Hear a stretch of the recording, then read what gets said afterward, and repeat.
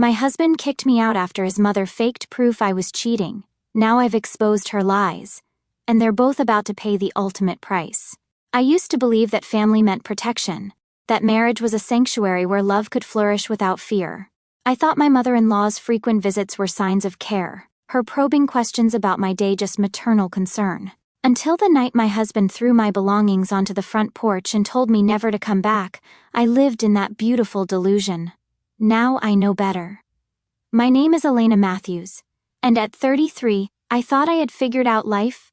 I taught second grade at Riverside Elementary, came home to a husband who used to greet me with coffee and questions about my students, and lived in a cozy 2-story house with white shutters that I'd painted myself. Jonathan and I had been married for 5 years, and while we weren't perfect, we were solid, or so I believed. Jonathan worked as a human resources manager at Pinnacle Insurance, a job that suited his methodical personality and need for order. He was 35, reliable, the kind of man who remembered anniversaries and never left dishes in the sink. When we met at a mutual friend's barbecue, I was drawn to his quiet stability after years of dating men who treated relationships like temporary entertainment. Then there was Margaret.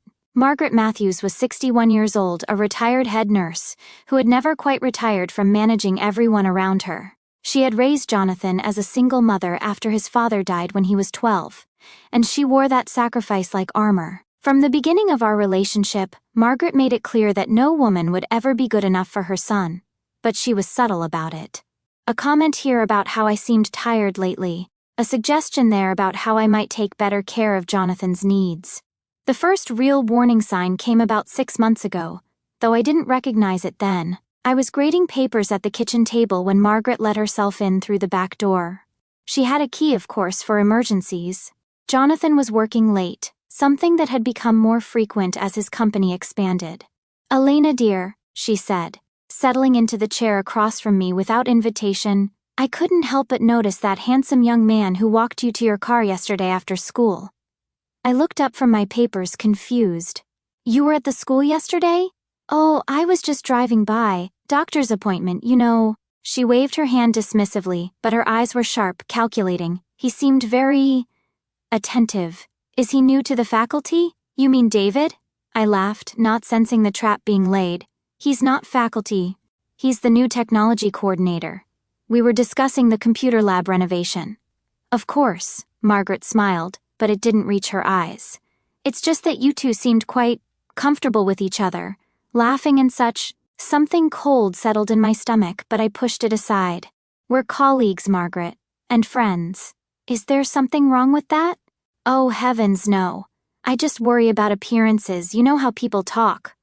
She leaned forward, her voice dropping to a conspiratorial whisper. "Especially with Jonathan working such long hours, a young woman like yourself, spending time with attractive men. Well, people might get the wrong idea." I should have confronted her then. I should have told Jonathan about the conversation immediately. Instead, I let her plant that first seed of doubt. Not in me, but about me. I told myself she was just an overprotective mother, maybe a little lonely since retirement. I had no idea I was watching a master manipulator at work. Over the next few weeks, Margaret's visits became more frequent. She always came when Jonathan wasn't home, always with some excuse. She needed to borrow something, or she was just in the neighborhood, or she wanted to drop off some recipe she thought I might enjoy. Each visit included casual questions about my day, my schedule, my interactions with colleagues. "How was work today, dear? Did you have lunch with anyone interesting? I saw you talking on the phone in the driveway yesterday evening. Everything all right?" At first I answered honestly, "Yes, I had lunch with David and 2 other teachers to discuss the spring carnival." The phone call was my sister calling about our mother's birthday plans. But Margaret's questions began to feel invasive, and I started giving shorter, vaguer responses. That's when she changed tactics. Instead of asking me directly, she began sharing observations with Jonathan. I didn't know this was happening until much later, but I started noticing changes in my husband's behavior. He began asking pointed questions about my day, specifically about David. He started checking my phone when he thought I wasn't looking. The easy comfort we'd shared began to crack under the weight of suspicion I didn't understand. "You've been coming home later lately," Jonathan said one evening in March, his tone carefully neutral as we sat down to dinner. Have I? I thought about it. Maybe a few minutes. We're planning the science fair, so there have been more after-school meetings. With David? The question hung in the air between us. Among others, yes. Why? Just wondering. But his jaw was tight, his shoulders tense. Mom mentioned she's seen his car in the school parking lot pretty late some evenings. Jonathan, your mother doesn't live anywhere near the school. Why would she be driving by there in the evenings? He didn't have an answer for that. Or maybe he didn't want to examine the question too closely. Looking back, I think part of him already knew what was happening, but Margaret had raised him to trust her judgment above all else. She was his North Star, his moral compass, the woman who had sacrificed everything for him. Questioning her would mean questioning the foundation of his entire worldview. The trap closed on a rainy Thursday in April. I had stayed after school to help David troubleshoot a problem with the new computer lab setup. The network kept crashing whenever more than 10 students logged in simultaneously, and we needed to fix it before the next day's classes. We worked until nearly 6 o'clock, ordering pizza and making jokes about our technical incompetence as we waited for the IT support team to call us back.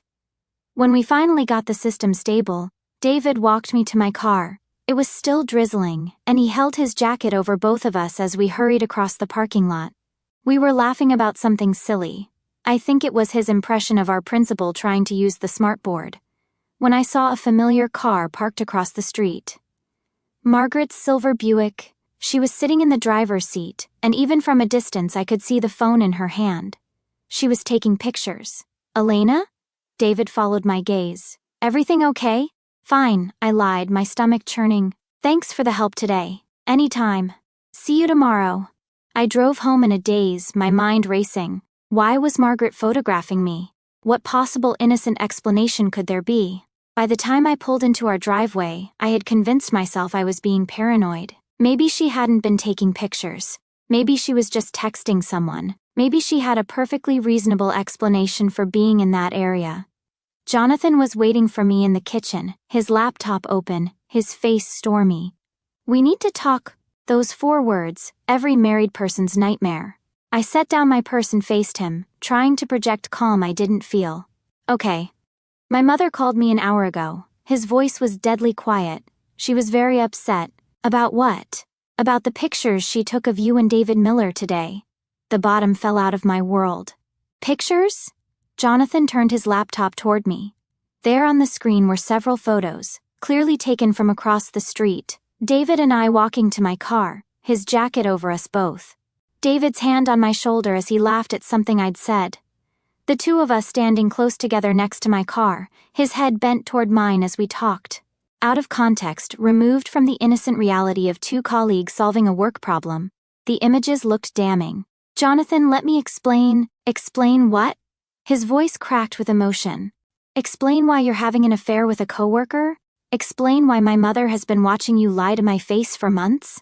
I'm not having an affair. The words came out louder than I intended. David and I were fixing the computer lab.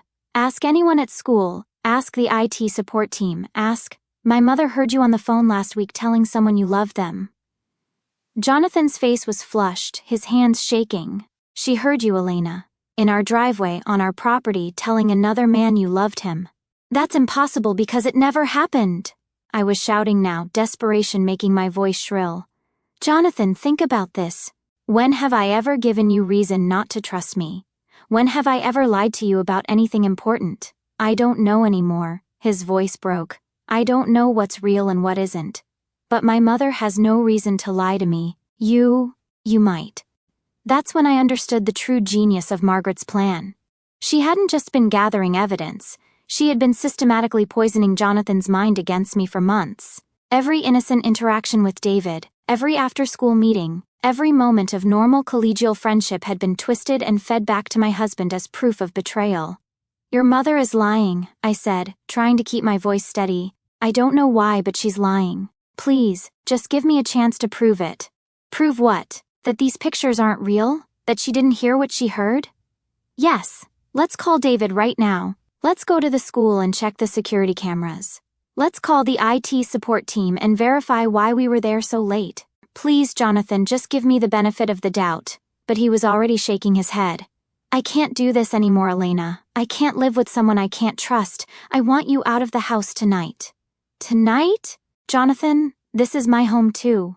I'm not going anywhere until we sort this out. It's not your home anymore. His voice was cold, final. Your name isn't on the deed. This house belonged to my family before we got married. You have no legal right to be here. The words hit me like physical blows. It was true. When we married, Jonathan had owned the house outright, inherited from his father. I had moved in and made it ours, painting walls and planting gardens, but legally I had no claim to it. You can't just throw me out based on lies from your mother. Watch me.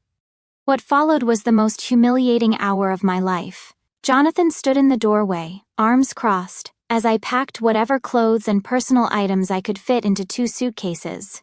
He wouldn't let me take anything we had purchased together, not even wedding gifts that had been given to both of us. When I tried to take my grandmother's china from the dining room hutch, he blocked my path. That stays here. It belonged to my grandmother. And now it belongs to the house. My house. I wanted to fight him, to call the police, to demand my rights. But I was emotionally shattered, overwhelmed by the speed at which my life was disintegrating. I took what I could carry and left the rest, including 5 years of marriage and the naive belief that love was enough to overcome anything. My friend Sarah took me in that night, letting me collapse on her couch in a storm of tears and incoherent explanations. She listened without judgment as I told her everything, her own anger growing with each detail. Elena, you have to fight this, she said, handing me another tissue. You can't let them destroy you like this. How? Jonathan won't listen to reason, and Margaret, I don't even understand why she's doing this. What did I ever do to her? You married her son. That was your crime. Sarah's voice was bitter. I've seen women like Margaret before. They can't stand the idea of sharing their sons with anyone. Some mothers just see daughters-in-law as competition. Over the next few days I tried everything I could think of to reach Jonathan. I called, I texted, I even went to his office. But he had blocked my number and left instructions with security not to let me in. When I tried to contact him through mutual friends, I discovered that Margaret had been busy there too. She had called everyone in our social circle, sharing her concerns about my behavior and painting herself as the devastated mother-in-law who had tried so hard to help her son's troubled marriage. The narrative she spun was masterful in its simplicity. I was a woman who had married for security but continued to seek excitement elsewhere. She was the loving mother who had tried to protect her son from a painful truth. The evidence she provided, the photos, her claims about overheard conversations, her detailed observations of my suspicious behavior, painted a compelling picture of betrayal. Most of our friends distanced themselves from me entirely, not wanting to get involved in what they saw as a messy divorce situation. A few reached out privately to express their doubts about the accusations, but none were willing to publicly support me. I found myself completely isolated, staying with Sarah and trying to figure out how to rebuild my life from nothing. But Margaret had made one crucial mistake in her campaign to destroy me. She was so confident in her victory, so certain that she had covered all her bases, that she got careless. 3 weeks after Jonathan threw me out, I was at Sarah's apartment, mindlessly scrolling through my phone while she made dinner, when I saw a notification that made my blood run cold. I had been tagged in a Facebook post by Margaret's sister Dorothy, who lived in Arizona, and apparently hadn't gotten the memo about the family's new narrative. The post was a throwback photo from Jonathan's and my wedding, with the caption, "Still can't believe Margaret tried to talk Jonathan out of marrying Elena. She said no woman would ever be good enough for her baby boy, but I thought Elena was perfect for him. Hope they're still happy." I stared at the post, my heart pounding. Dorothy had inadvertently revealed something crucial. Margaret had been opposed to our marriage from the very beginning. This wasn't about catching me in an affair. This was about getting rid of me entirely, using any means necessary. I screenshotted the post before Dorothy could delete it, then started digging deeper. I created a fake Facebook account and began carefully investigating Margaret's social media presence and that of her friends. What I found was a goldmine of evidence that she had been planning this for months. In a private message exchange with her friend Gladys from her old hospital, which she had carelessly left on a public setting, Margaret had written, "I finally figured out how to get rid of that little teacher. Jonathan is so trusting, he'll believe anything I tell him about her. I just need to be patient and build a case." Gladys had responded, "Are you sure about this, Maggie? What if you're wrong about her?" Margaret's reply was chilling. "Wrong or right doesn't matter. She took my son away from me and I want her gone. Whatever it takes. There were other messages, other conversations, all painting a clear picture of a woman who had systematically planned to destroy her son's marriage through lies and manipulation. But the most damning evidence came from an unexpected source. I remembered that David had mentioned the school's security cameras when we were troubleshooting the computer lab. Those cameras would have recorded our entire interaction, proving that our relationship was purely professional. But more than that, they would have recorded audio, which would disprove Margaret's claim that she had overheard me telling someone I loved them. I contacted the school's principal, Mrs. Rodriguez, and explained the situation. She was initially reluctant to get involved in what she saw as a personal matter. But when I explained that my professional reputation was being damaged by false accusations, she agreed to review the security footage with me. What we found was exactly what I had hoped for: clear video and audio evidence of David and me working on computer problems, discussing technical issues, and making innocent jokes. There was no romantic interaction of any kind, no inappropriate behavior, and certainly no phone call where I told anyone I loved them. But there was something else on that footage that I hadn't expected to find. The cameras had also recorded Margaret's car arriving in the school parking lot 20 minutes before I came outside. She hadn't just happened to be driving by, as she had claimed to Jonathan. She had deliberately gone there to spy on me, positioning herself to get the most damaging photos possible. Even more importantly, the timestamp on the footage proved that Margaret had lied about when she claimed to have overheard my phone conversation. According to her story, she had heard me in our driveway the previous evening, but the security footage showed that I hadn't left school until after 6 o'clock that day, and my phone records proved I hadn't made any personal calls during that time period. Armed with this evidence, I went to see a lawyer. Richard Hendricks was a divorce attorney Sarah's cousin had recommended. A man in his 50s with kind eyes and a reputation for taking on difficult cases. When I laid out everything I had discovered, his expression grew increasingly grim. "Mrs. Matthews, what you're describing isn't just marital discord," he said, reviewing the printouts of Margaret's Facebook messages and the security footage timestamps. "This is a deliberate campaign of harassment and defamation. Your mother-in-law has committed several crimes here, including stalking and intentional infliction of emotional distress. I don't want to send her to jail," I said quickly. "I just want my life back. I want Jonathan to know the truth. I understand that, but you need to consider the bigger picture here. This woman destroyed your marriage, damaged your reputation, and caused you significant emotional and financial harm. If you don't hold her accountable, what's to stop her from doing this to the next woman Jonathan gets involved with?" That thought hadn't occurred to me, but it sent a chill down my spine. If Margaret was willing to go this far to destroy me, she wouldn't hesitate to do the same thing to any other woman who threatened her relationship with her son. "What do you recommend?" "First, we confront your husband with the evidence and demand he listen to reason. If he refuses, we file for divorce and sue both him and his mother for damages. We also file a police report regarding Margaret's stalking and harassment. And if Jonathan believes me, if he wants to reconcile?" Richard's expression was sympathetic but firm. "Mrs. Matthews, your husband threw you out of your home based on lies from his mother, without giving you a chance to defend yourself. He blocked your calls, turned your friends against you, and left you homeless and isolated. Even if he apologizes now, can you ever trust him again?" The question haunted me as I left Richard's office. Part of me still loved Jonathan, still wanted to believe that our marriage could be salvaged, but a larger part of me was angry, furious at his willingness to believe the worst about me, disgusted by his weakness in the face of his mother's manipulation. I decided to give him one last chance to do the right thing. On a Saturday morning in May, exactly 1 month after he had thrown me out, I appeared at Jonathan's front door. Our front door, I corrected myself. It was still legally my home too, regardless of what he had said. I was dressed professionally, carrying a briefcase containing all the evidence I had gathered, and accompanied by Richard Hendricks. Jonathan answered the door in pajama pants and an old t-shirt, looking haggard and thin. For a moment when he saw me, his face lit up with something that might have been hope. Then he noticed the lawyer beside me, and his expression closed off again. "Elena, what do you want?" "I want to show you the truth," I said calmly. "I have evidence that proves your mother has been lying about everything." "I don't want to hear it. You're going to hear it anyway." Richard stepped forward, handing Jonathan a thick folder. "Mr. Matthews, I'm Richard Hendricks, your wife's attorney.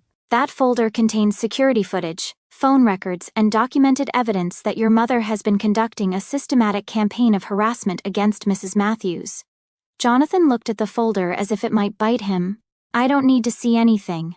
My mother wouldn't lie to me." "Then you're a fool," I said, my patience finally snapping. "And you're about to become a publicly humiliated fool because I'm done protecting your feelings." I pushed past him into the house, my house, and began spreading documents across the coffee table. "Here's the security footage from the school showing exactly what David and I were doing that evening you accused me of having an affair. Here are the phone records proving I never made the call your mother claims she overheard.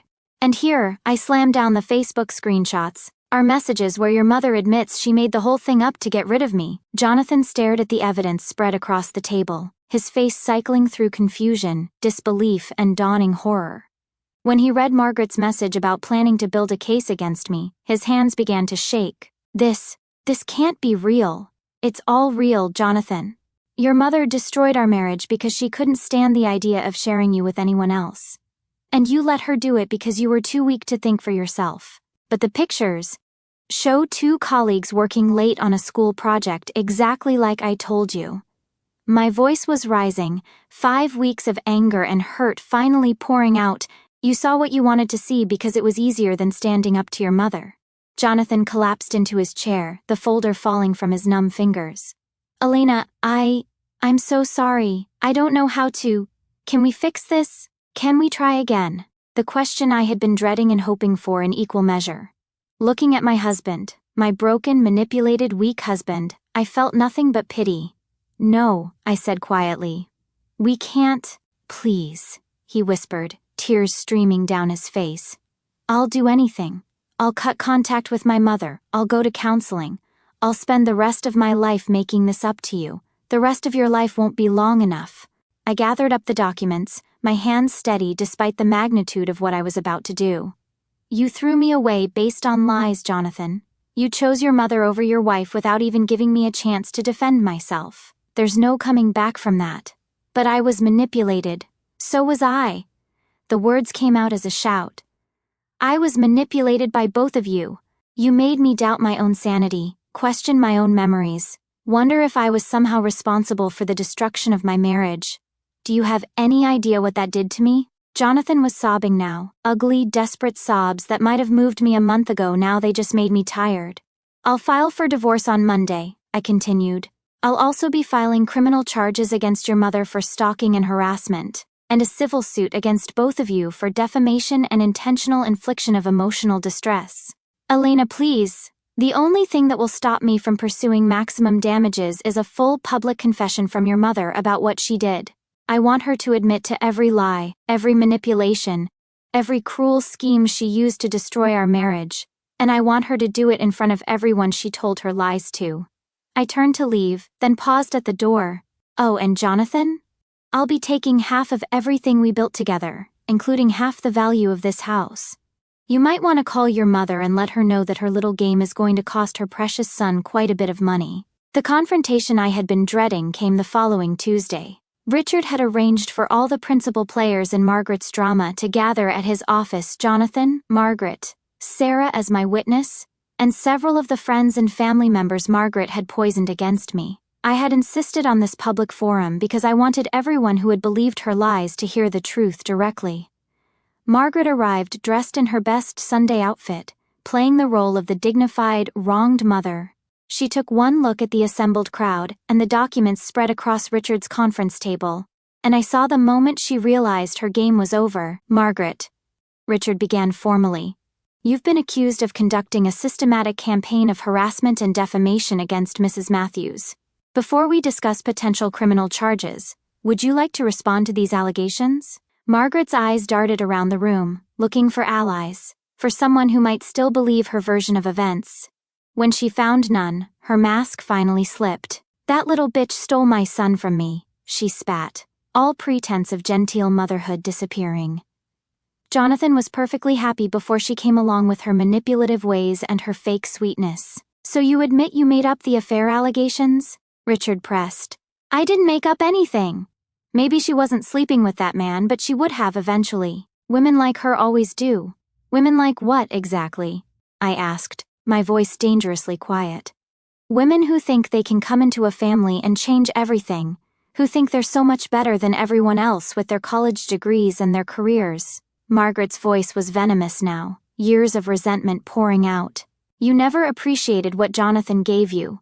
You never understood that I sacrificed everything for that boy, so you decided to sacrifice me instead. You were never right for him. I knew it from the first day he brought you home.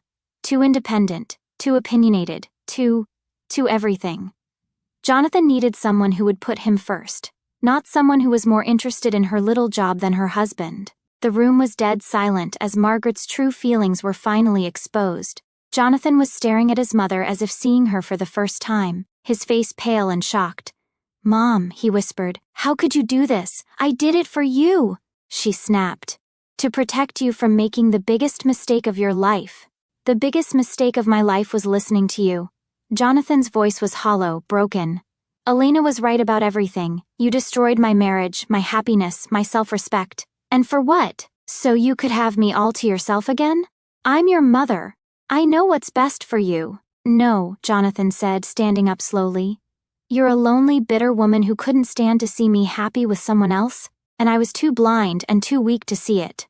Margaret turned to me then, her face twisted with hatred. "You think you've won, don't you? You think this changes anything? Jonathan will never forgive himself for what happened. Even if you take him back, he'll always know that he failed you when it mattered most. You'll never trust him again, and he'll never stop hating himself. I may have lost, but so have both of you." "You're wrong," I said calmly. "I have won, but not because I'm getting Jonathan back. I've won because I'm getting my life back, my reputation back, my self-respect back. And you're right about one thing, I'll never trust him again. That's why I'm not trying to save our marriage. I'm just trying to make sure you pay for what you did." What followed was a swift and comprehensive downfall for Margaret Matthews. The criminal charges for stalking and harassment resulted in 2 years of probation and a restraining order that prevented her from coming within 500 feet of me. The civil suit was settled out of court for a sum that allowed me to buy a new house and take a year off work to recover from the emotional trauma she had caused. But the real justice came from the social consequences of her actions. Richard had insisted that Margaret's confession be recorded, and that recording made its way to everyone in her social circle. The woman who had built her reputation on being the devoted, selfless mother was revealed to be a manipulative schemer who had destroyed her own son's happiness out of jealousy and spite. Her church community, where she had been a pillar for decades, quietly but firmly asked her to step back from her leadership roles. Her bridge club dissolved after several members decided they could no longer trust her. Even her own family began to distance themselves, embarrassed by the public revelation of her behavior. Jonathan, meanwhile, was dealing with his own consequences. Word of the situation had spread through his workplace, and while he wasn't fired, his reputation as a reliable, level-headed manager was severely damaged. Several of our mutual friends made it clear that they blamed him almost as much as Margaret for what had happened to me. He tried to contact me repeatedly during the legal proceedings, sending letters of apology and flowers, and even a heartbreaking voice message where he sobbed for 10 minutes about how sorry he was. But I had meant what I said. There was no coming back from what he had done. The divorce was finalized on a cold day in October, exactly 6 months after Margaret's lies had torn apart our marriage. I kept my maiden name. I had never changed it anyway, and walked out of the courthouse feeling lighter than I had in years. Sarah was waiting for me on the courthouse steps with a bottle of champagne and a grin. "How does it feel to be a free woman?" she asked. "Like I can finally breathe again," I said, and meant it. 6 months later, I was settled into my new house, a charming craftsman bungalow across town that was entirely mine. I had returned to teaching and found a new sense of purpose in my work, particularly in helping other women who were dealing with difficult family situations. David, my former colleague who had been unwittingly dragged into Margaret's web of lies, had become a genuine friend. We had coffee occasionally and laughed about the absurdity of the whole situation. He had actually thanked me once for exposing Margaret's scheme, saying it had helped him recognize similar manipulative behavior in his own family. "You know what the strangest part is?" he told me over coffee one Saturday morning. "I always thought your mother-in-law was such a sweet old lady. She was so concerned about you. always asking me about your well-being when she'd see me at the grocery store. She was gathering intelligence, I said, stirring my latte. Every casual conversation, every innocent question was part of her plan to build a case against me. It's terrifying, really, how someone can smile to your face while plotting your destruction. The scary part is how good she was at it. If she hadn't gotten overconfident and left those Facebook messages public, I might never have been able to prove what she was doing. As for Jonathan, I heard through mutual acquaintances that he was in therapy, trying to work through the realization that his entire relationship with his mother had been built on manipulation and emotional abuse. Part of me felt sorry for him. He had been Margaret's victim too, in a way. But a larger part of me felt nothing at all. He had made his choice when he threw me out without giving me a chance to defend myself. He had chosen his mother's word over 5 years of marriage, had been willing to believe the worst about me without a moment's hesitation. That wasn't love, and it wasn't partnership. It was weakness, and I deserved better. Margaret, I heard, had moved to Arizona to live near her sister Dorothy, the one whose Facebook post had started my investigation. Apparently, she couldn't handle the social isolation in our hometown after everyone learned the truth about what she had done. I felt no satisfaction in her exile. I hadn't wanted to destroy her life. I had just wanted to reclaim my own. But actions have consequences, and Margaret's actions had been so deliberately cruel, so calculated in their maliciousness, that her downfall felt less like revenge and more like natural justice. The most important thing I learned from the whole experience was that I was stronger than I had ever imagined. When everything I thought I knew about my life was stripped away, when I was left with nothing but the truth and my own determination to fight for it, I discovered that those were the only things I really needed.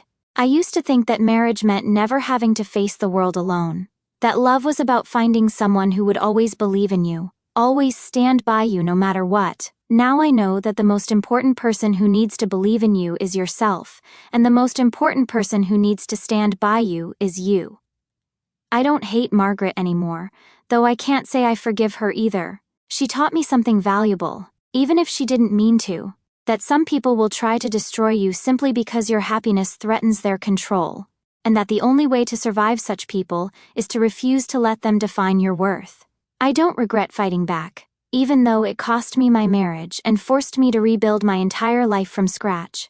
Because the life I'm building now is mine, truly mine, built on my own choices and my own strength rather than on someone else's willingness to believe in me. On quiet evenings in my new house, as I grade papers at my kitchen table or tend to the garden I planted myself, I sometimes think about the woman I used to be. The woman who was so desperate to be loved that she was willing to overlook the warning signs, so eager to belong that she didn't notice she was losing herself in the process. That woman is gone now, replaced by someone who knows her own worth and won't accept anything less than she deserves. It wasn't an easy transformation, and it came at a terrible cost, but I wouldn't change it even if I could. Because now I know that the only love worth having is the kind that doesn't require you to prove your innocence, doesn't demand that you sacrifice your dignity, doesn't crumble at the first whisper of doubt. And if that kind of love never comes my way again, well, that's fine too. I've learned to love myself enough for both of us. The last time I saw Jonathan was at the grocery store about a year after our divorce was finalized. He looked older, grayer, diminished somehow.